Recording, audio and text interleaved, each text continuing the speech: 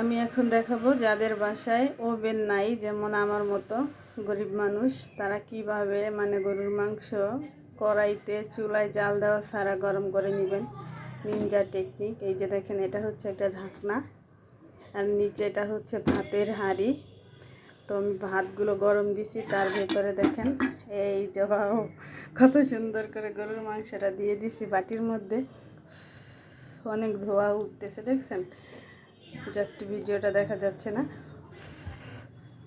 এই যে গরুর মাংসটা আমি দিয়ে দিছি ভাতের উপরে, একটা স্টিলের বাটিতে বসায় দিছি। তো আপনি ওভেন ছাড়াও কিভাবে গরুর মাংস গরম করবেন দেখেন।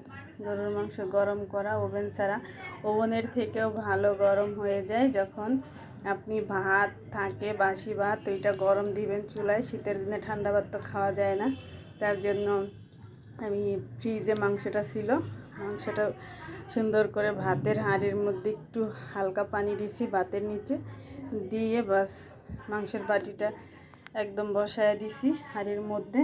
যে দেখেন সুন্দর গরম হয়ে গেছে, তেলগুলো জমা ছিল, এখন তেলগুলো দেখেন কি সুন্দর করে দেখা যাচ্ছে, আসতেছে। তো যাদের যাদের বাসায় ওভেন নাই, এইভাবে ভাতের হাঁড়ির মধ্যে দিয়ে ঢাকা দিয়ে রেখে দিবেন 5 মিনিট।